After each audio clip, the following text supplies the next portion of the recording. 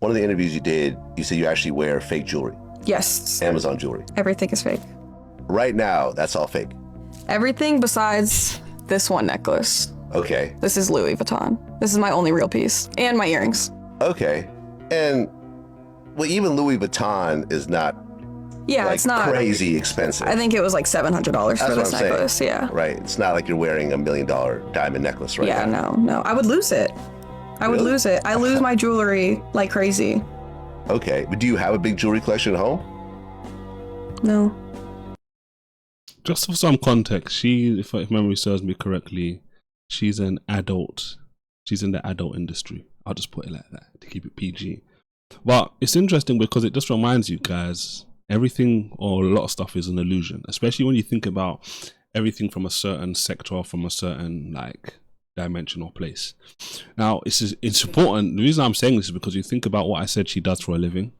She creates this image which people are gravitated towards, but she's telling you at the same time, well, look, this is fake. It's not real. The question I have, and one of the things I think about is, well, look, if that stuff is fake, what else is fake?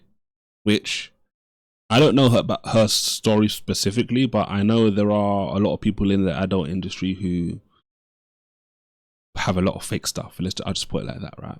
But I always say this, and these videos always are interesting to me because I just want you to remember that don't be fooled by everything that you see. A lot of people aren't trying to be genuine. And the reason, like, I always say this a lot of the time as well, Christians can be like the naivest people on earth at times. Why? Because we're people who we are trying our best to live a lifestyle which is righteous, which is godly. So what does that mean? We're not going out of our way to lie, to deceive, to cheat. And when you're pursuing that sort of lifestyle, we're not perfect, we missed the mark, obviously. But when we're pursuing that sort of lifestyle, what happens is, if we're not careful, it's easy for us to look at other people and assume that because you wouldn't steal, because you wouldn't cheat, because you wouldn't lie, because you wouldn't deceive, or because you're trying your best not to do those things, they wouldn't do it as well. But I'm here to tell you that's not the truth. Because many people in the world aren't trying to live by the word system, as I like to say. They're trying to live and living by the world system. So they have no problem presenting something to you which looks a certain way, even though they know this is fake. It's an illusion. It's a magic trick. It's on us not to fall for the tricks. So when I think about what she's saying, and she's well, like, look, she makes, I would assume, like tens of thousands of dollars, hundreds of thousands, maybe even millions, right? And most people would think, oh, all that jewelry she's wearing is expensive. It's like supremely highly valued. And these are the kind of things which people look at and it's like they gravitate towards it. And this is the kind of thing which leads, in this particular case, a lot of women down these traps because they're like, well, look, she's got all this money. She's able to have all this jewelry. But it's fake. So, do you think because a woman, in this particular scenario, men do this too, but you think because someone will be on camera and will act as if they have everything together, that's what it looks like behind closed doors? You don't know what it's like behind closed doors.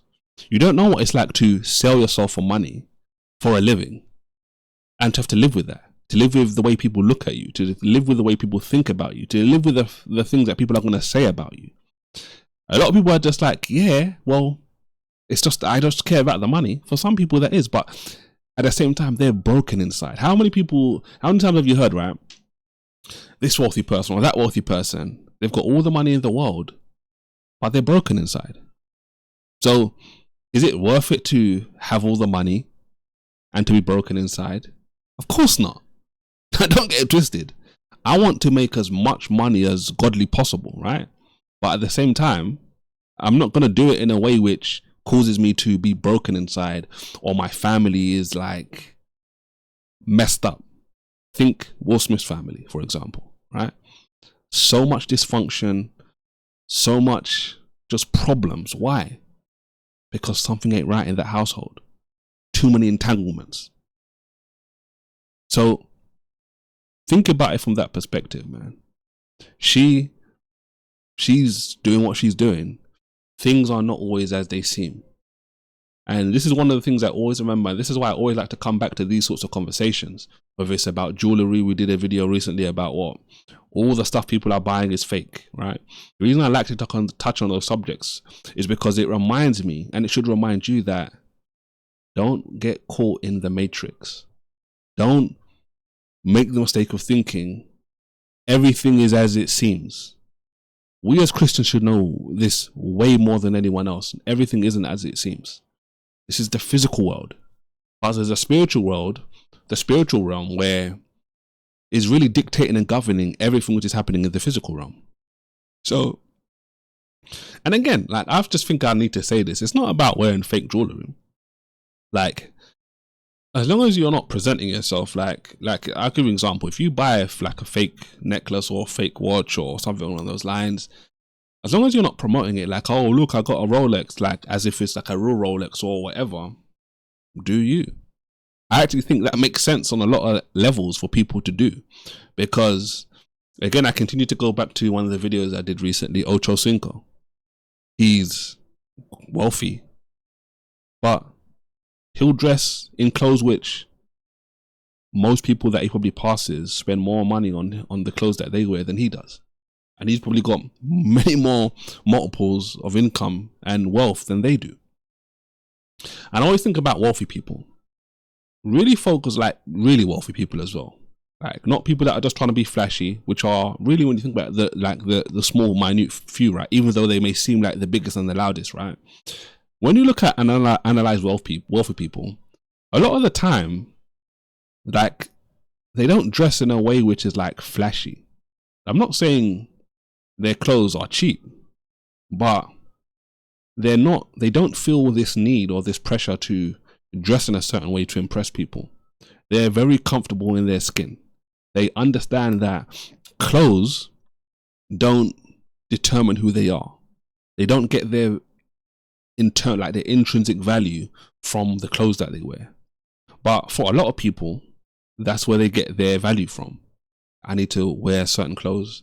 I need to drive a certain car. And again, nice clothes and nice cars aren't a problem.